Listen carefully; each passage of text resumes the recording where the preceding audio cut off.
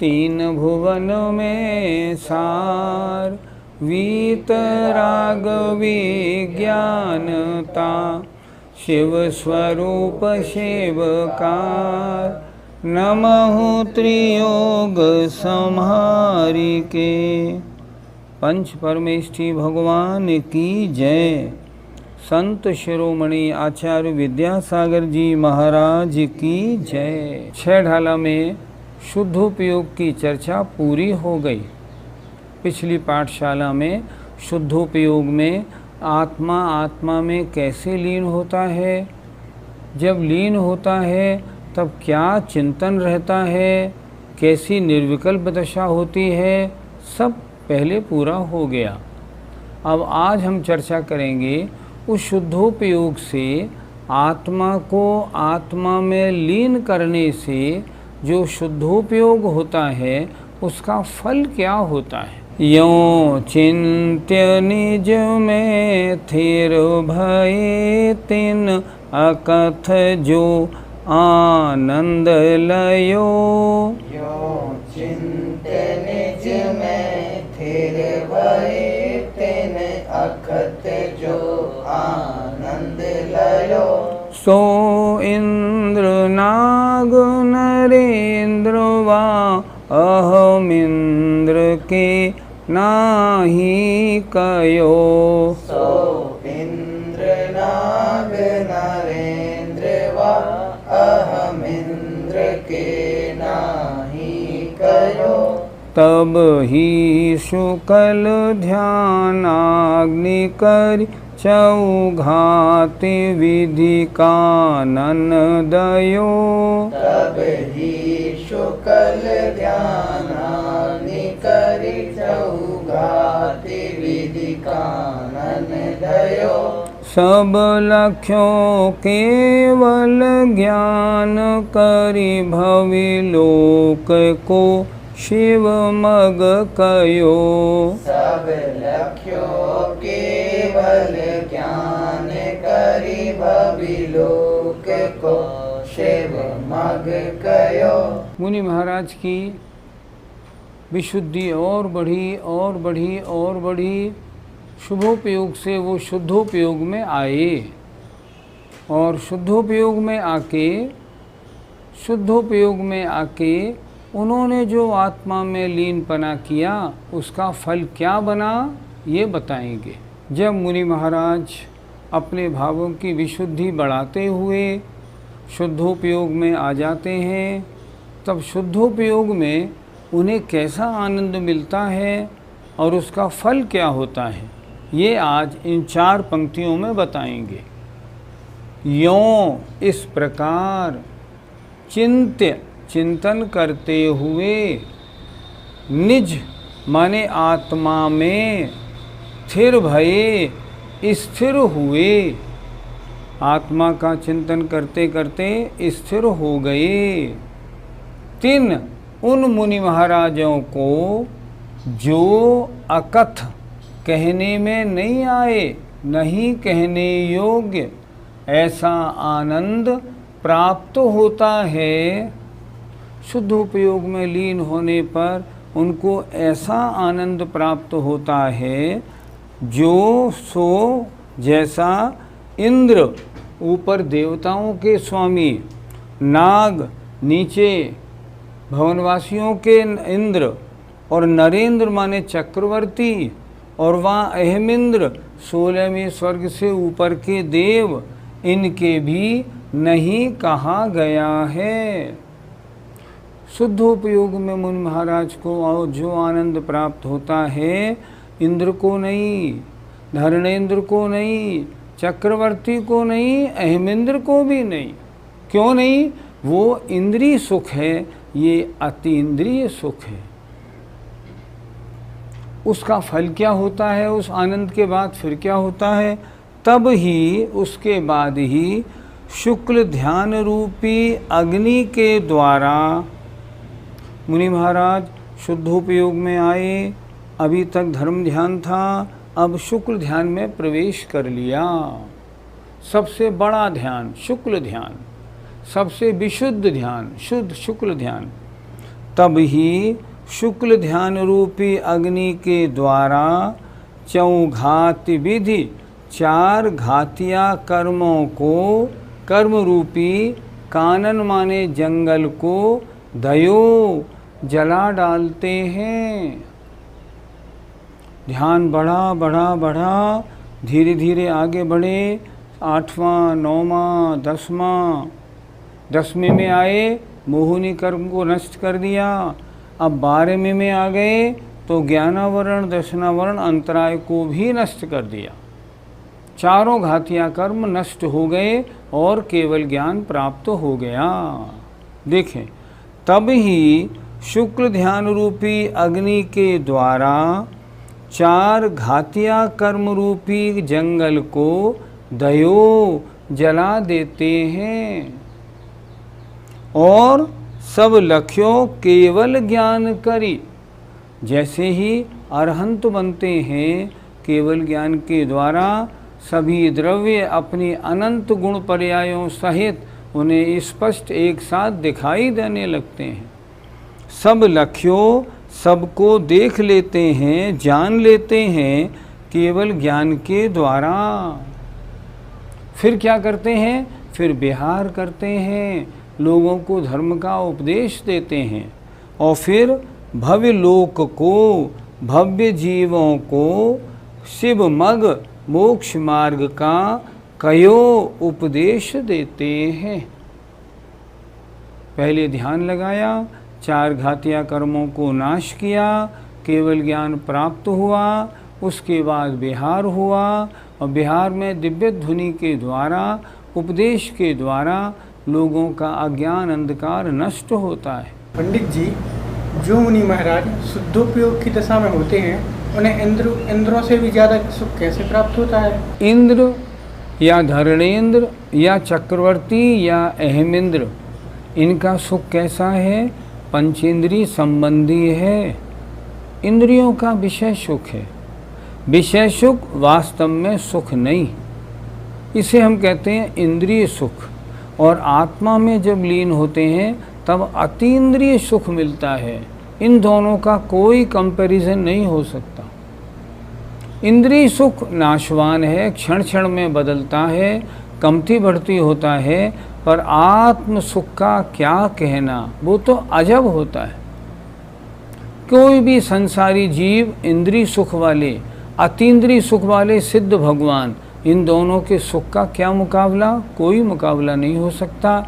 इसलिए शुद्धोपयोगी मुनि महाराजों को जो आनंद होता है वह तो अद्भुत आनंद है, उसका कोई वर्णन नहीं कर सकता। पंडित जी, मोहिनी कर्म का नाश शुभोपयोग से होता है या शुद्धोपयोग से? इस प्रश्न के उत्तर में हमें शास्त्रों में 2 परंपराएं मिलती हैं। कुछ आचार्य कहते हैं कि मोहिनी कर्म का नाश शुक्ल ध्यान के द्वारा, शुद्धोपयोग की अवस्था के द्वारा होता है। लेकिन वीरसेन महाराज कहते हैं कि 10वें गुणस्थान तक शुभोपयोग रूप धर्म ध्यान रहता है। जरा ध्यान से सुने मेरी बात को। कुछ लोगों की ऐसी मान्यता है कि शुभोपयोग मात्र आश्रव बंधु में कारण है, संबर निर्जरा में नहीं। मैं उन लोगों से निवेदन करूंगा वो अपनी धारणा को आगम के अनुसार ठीक कर लें। वीरसेन स्वामी जो पंचम काल के कलिकाल सर्वज्ञ की उपाधि से विभूषित थे, उनका ये कहना है 10वें गुणस्थान तक शुभोपयोग है और 10वें गुणस्थान तक धर्म ध्यान है। वीरसेन स्वामी से बड़ा कोई आचार्य नहीं दिखाई पड़ता। इतने महान ज्ञाता थे जिन्होंने सठ खंडागम की टीका लिखी, धवला, जय धवला। उन्होंने क्या कहा कि 10वें गुण स्थान के अंत तक शुभोपयोग रहता है और धर्म ध्यान रहता है। मोहिनी कर्म का नाश तो शुभोपयोग रूप धर्म ध्यान से होता है। आप क्या कह रहे हैं? मोहिनी कर्म का नाश शुभोपयोग से? शुभोपयोग से तो आश्रय बंद होता है। नहीं, गलतफहमी को निकाल देना, ऐसा नहीं होता। 10वें गुण स्थान के अंत में मोहिनी कर्म का नाश होता है। 10वें गुण स्थान के अंत तक शुभोपयोग है और धर्म ध्यान है। धवलाकार वीरसेन स्वामी ऐसा कहते हैं। तो मोहिनी कर्म का नाश शुभोपयोग से धर्म ध्यान से हुआ और शेष 3 कर्मों का नाश शुद्धोपयोग से और शुक्र ध्यान से होता है। इस तरह पक्की धारणा बनाएं। आगम ऐसा ही बोलता है। अगर आपकी धारणा पहले वाली बनी हो कि शुभोपयोग मात्र आश्रय बंध में कारण है, उसे बिल्कुल निकाल दें। अब उसके बाद क्या करते हैं, ये अगली पंक्तियों में देखिए। पुनि घाति शेष अघाति विधि छिनु माहि अष्टम भूबसे। पुनि घाति शेष अघाति विधि छिनु माहि अष्टम भूबसे। वसु कर्म विनसे सुगुण वसु सम्यक्त्व आदिक सबल से। वसु कर्म विनसे सुगुण वसु सम्यक्त्व आदिक सबल से। संसार खार अपार पारा बार तरिती रही गए। संसार खार अपार पारा वार तरिती रही गए। अविकार अकल अरूप शुचि चिद्रूप अविनाशी भये। अविकार अकल अरूप शुचि चिद्रूप अविनाशी भये। 4 घातिया कर्मों को नाश कर दिया, अरहंत अवस्था प्राप्त हो गई। उसके बाद क्या होता है देखें। पुनि माने फिर, घाति माने नष्ट करके, शेष अघातिया विधि माने कर्मों को, 4 घातिया कर्मों को पहले नाश कर दिया। फिर क्या किया? फिर जो 4 अघातिया कर्म बचे फिर उनको नाश किया। वेदनी, आयु, नाम और गोत्र। पुनि माने फिर, घाति माने नष्ट करके, शेष अघातिया कर्मों को छिन्माहि एक समय में, अष्टम भू 8वीं पृथ्वी पर जाकर बसें, स्थिर हो जाते हैं। सिद्धालय में आत्मा पहुंच जाती है और वहाँ स्थिर हो जाते हैं। फिर देखें, फिर अरहंत बनने के बाद 4 घातिया कर्म नष्ट हो गए। फिर क्या करते हैं? पुनि माने फिर, घाति नष्ट करके शेष अघातिया कर्मों को, शेष अघातिया 4 कर्मों को नष्ट करके छिन्माहि एक क्षण में ही, अष्टम भू बसें, अष्टम पृथ्वी सिद्ध शिला के ऊपर जाकर के बस जाते हैं, स्थिर हो जाते हैं। क्या हुआ? बसु कर्म बिन से 8 कर्म नष्ट हो जाते हैं और 8 कर्मों के नष्ट होने से सुगुण वसु 8 गुण, कौन से? सम्यक्त्व आदिक, सम्यक्त्व आदिक 8 गुण सब उनको प्राप्त हो जाते हैं। लसें, उनकी आत्मा सम्यक्त्व आदिक 8 गुणों से सुशोभित हो जाती है। संसार रूपी जो खारा अपार जिसका पार नहीं है, ऐसे पारावार माने समुद्र को। फिर देखें, संसार रूपी खारे जिसका पार नहीं है, ऐसे समुद्र को तरी पार करके तीर ही गए जो किनारे को पहुँच गए हैं। संसार से दूर, संसार के एक अंतिम किनारे पर कहाँ सिद्धालय में जाकर विराजमान हो गए हैं। अब कैसे हो गए हैं? अविकार, अब विकार रहित तो हो गए हैं। राग, द्वेष, मोह, काम, क्रोध, मद, लोभ कुछ नहीं। क्यों? ये सब कर्म के कारण होते थे। जब कर्म नष्ट हो गए तो फिर इनका क्या काम? तो विकार रहित हो गए। अकल, कल कहते हैं शरीर, तो शरीर रहित हो जाते हैं। तब वहाँ क्या रहता है? सिद्धालय में मात्र आत्म प्रदेश रहते हैं। अगर भगवान पद्मासन से गए हैं तो पद्मासन से उसी अवगाहना में, उससे कुछ कम, और अगर खड्गासन से गए हैं तो खड्गासन में उसी अवगाहना में, अंतिम शरीर से कुछ कम। ऐसे उनके आत्मप्रदेश लोक के अंत में जाकर स्थिर हो जाते हैं। अकल, शरीर रहित, अरूप, रूप रस गंध स्पर्श रहित। ये रूप रस गंध स्पर्श तो पुद्गल का था। जब शरीर ही नहीं है तो रूप का क्या काम?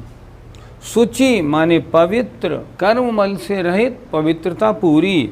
चिद्रूप, आत्मस्वरूप हो जाते हैं। और अविनाशी, नित्य, अब अनंत काल तक ऐसे ही रहेंगे। अनंत काल तक उनमें रंच मात्र भी हिलना डुलना, कोई परिवर्तन नहीं आएगा। द्रव्य का शुद्ध परिणमन तो होगा, लेकिन परिवर्तन बिल्कुल नहीं होगा। फिर देखें एक बार, संसार रूपी खारे अपार समुद्र को तर के वे किनारे को प्राप्त हो गए हैं और विकार रहित हो गए हैं। राग द्वेष आदि परिणामों से रहित, अकल, शरीर रहित हो गए हैं। अरूप, रूप रसगंध स्पर्श इस शरीर से रहित हैं। शुचि माने पवित्र हैं। चिद्रूप माने चैतन्य स्वरूपी हो गए हैं। अविनाशी, अब इनकी इस पर्याय का कभी नाश नहीं होगा। अनंत काल तक इसी अवस्था में रहेंगे, ऐसे हो जाते हैं। ये सिद्ध अवस्था की दशा है कि जब जीव सिद्ध बन जाती है, आत्मा संसार से आठ कर्म नष्ट होने से छूट जाती है, तब उसकी क्या अवस्था होती है। हमारा और आपका सबका अंतिम लक्ष्य सिद्ध अवस्था प्राप्त करना है। ऐसी सिद्ध अवस्था सबको प्राप्त हो, फिर क्या कहना। ये अष्टम पृथ्वी कहाँ पर है? कुल पृथ्वियाँ 8 हैं। 7 पृथ्वियाँ तो नीचे हैं, जिनमें नरक हैं। रत्न, शर्करा, बालुका, पंक, धूम, तमो, महातम, प्रभा, ये तो नीचे। और ये अष्टम पृथ्वी है, इसका नाम है ईशत प्रागभार। ये कहाँ है? लोक के अंत में है। लोक के अंत में मतलब इसके ऊपर केवल 3 वात वलय हैं। इसके आगे 3 वात वलय के बाद अलोकाकाश है। तो जो अंतिम जो पृथ्वी है, इसके नीचे 3 वात वलय के नीचे कितनी चौड़ी? 1 राजू चौड़ी। कितनी गहरी? 7 राजू गहरी। मोटी कितनी? 8 योजन मोटी। इसका नाम है ईशत प्रागभार। इस ईशत प्रागभार नामक पृथ्वी के बीचों बीच में एक नींबू को आधा काट दो तो अर्धचंद्राकार बन जाएगा। उस अर्धचंद्राकार को इस अष्टम पृथ्वी के बीचों बीच में जमा दो, तो जैसी वो होती है ऐसी ये अष्टम पृथ्वी के बीच में सिद्ध शिला होती है। अष्टम पृथ्वी ईशत प्रागभार और ये सिद्ध शिला।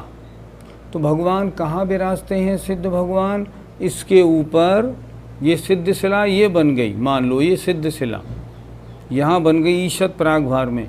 उसके ऊपर घनोदधि वलय, घनवात वलय और ये तनुवात वलय।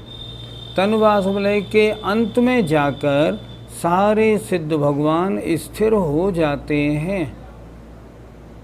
सबके सिर समान रहते हैं। ऊपर गए बस आत्मा वहाँ रुक जाती है। आत्मा क्यों रुक जाती है? क्योंकि आगे धर्म द्रव्य का अभाव है।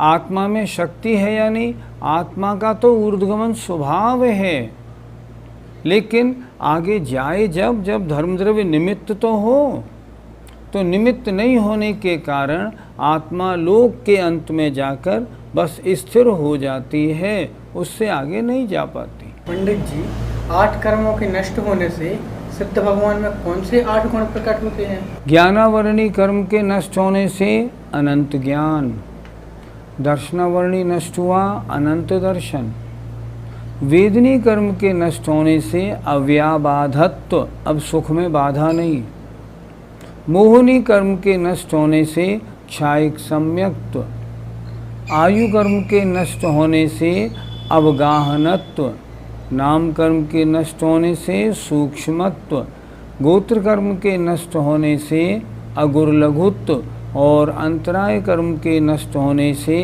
अनंत वीर्य, ये 8 गुण प्रकट हो जाते हैं। सिद्ध परमेष्ठी के कितने मूल गुण पढ़े थे? 8। वो ये 8 हैं मूल गुण सिद्ध भगवान के। ये 8 कर्मों के नष्ट होने से प्राप्त होते हैं। पंडित जी, क्या सिद्ध भगवान के आत्मिक प्रदेशों का आकार होता है? जो अरहंत परमेष्ठी अंतिम समय पद्मासन से मोक्ष जाते हैं, उनका आत्म प्रदेश जो है पद्मासन आकार में। जो खड्गासन से मोक्ष जाते हैं, उनका खड्गासन आकार में ऊपर वह आत्मा उसी आकार से विराजमान रहती है। इतना अंतर पड़ता है कि कहते हैं ना, किंचूणा चरम देह दो, अंतिम शरीर से कुछ कम आकार वाली हो जाती है। उसी आकार पद्मासन या खड्गासन से, उसी आकार से वे आत्म प्रदेश लोक के अग्रभाग में जाकर विराजमान हो जाते हैं। पंडित जी, वे अब इस संसार में कब लौट कर आएंगे? अब लौट कर आने का क्या काम? देखो, संसार में जो भ्रमण, जन्म, मरण, बुढ़ापा, नरक, त्रिंच गतियों में आना जाना होता था, वो तो 8 कर्मों के कारण होता था। जब 8 कर्म नष्ट हो गए तो अब संसार में आने का, नारकी देव मनुष्य बनने का, स्त्री पुरुष बनने का अब क्या काम? अब तो काम खत्म हो गया। कर्म नहीं तो कर्म के कारण होने वाली अब संसारी अवस्था भी नहीं। अन्य धर्मों में ये मान्यता है कि ऊपर भगवान मोक्ष में, जब जीव जब मोक्ष पहुंच जाता है, बैकुंठ पहुंच जाता है, तो फिर लौट के संसार में आ जाते हैं। जब वहाँ बहुत भीड़ हो जाती है तब नीचे उनमें से नीचे उनको भेज दिया जाता है। पर हमारे यहाँ ऐसी परंपरा नहीं। हमारे यहाँ तो जो आत्मा सिद्ध अवस्था को प्राप्त हो जाती है, अब संसार में कभी नहीं आएगी।